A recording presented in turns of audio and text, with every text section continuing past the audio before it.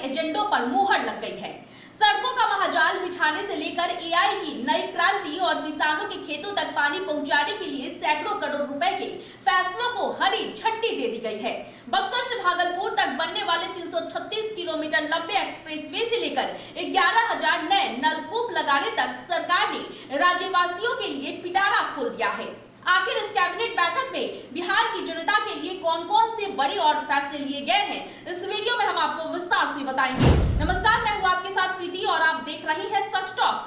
बिहार में सड़क कनेक्टिविटी को एक नए मुकाम पर ले जाने की दिशा में कैबिनेट ने बड़ा कदम उठाया है। राज्य में बक्सर से भागलपुर के बीच 336 किलोमीटर लंबा 6 लेन ग्रीनफील्ड एक्सप्रेसवे बनाया जाएगा। यह शानदार एक्सप्रेसवे अरवल, जहानाबाद, नालंदा और जमुई समेत बिहार के कई अहम जिलों से होकर गुजरेगा। सोशल मीडिया प्लेटफॉर्म एक्स पर जानकारी साझा करते हुए मुख्यमंत्री सम्राट चौधरी ने बताया है कि बक्सर से भागलपुर के बीच बनने वाले इस ग्रीनफील्ड एक्सप्रेसवे के सैद्धांतिक प्रस्ताव को मंजूरी मिल चुकी है। इस महत्वाकांक्षी परियोजना को पीपीपी मॉडल के तहत बीएसआरडीसीएल के माध्यम से विकसित किया जाएगा, जिससे बिहार के कई जिलों के बीच सफर बेहद तेज, सुगम और आसान हो जाएगा। इसके साथ ही बिहार को तकनीक के क्षेत्र में आगे ले जाने और एआई से जुड़े नए अवसर विकसित करने के लिए तायो एआई इंडिया प्राइवेट लिमिटेड और बिहार के सूचना प्रौद्योगिकी विभाग के बीच एक बड़ा समझौता होगा।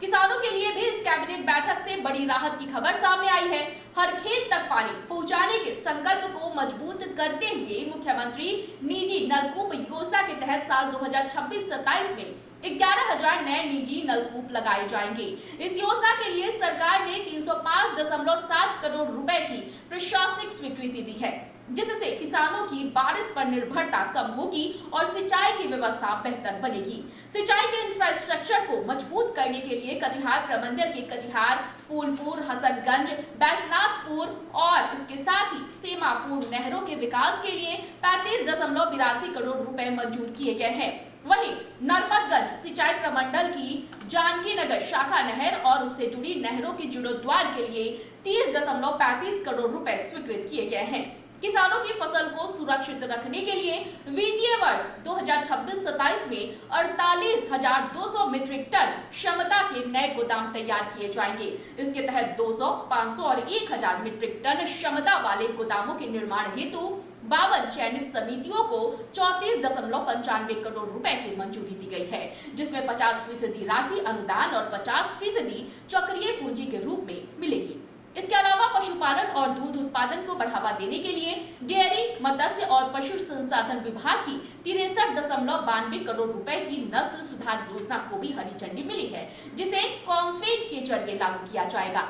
तो चाहे सड़कों की रफ्तार हो, हाईटेक एआई टेक्नोलॉजी हो या फिर गांव किसानों की तरक्की, कैबिनेट के 13 फैसलों से बिहार के विकास को एक नई दिशा मिलने वाली है। इन योजनाओं के जमीन पर उतरने के बाद आम जनता के जीवन में कितना बदलाव आता है, यह देखना बेहद खास होगा। देखते रहिए सच टॉक्स।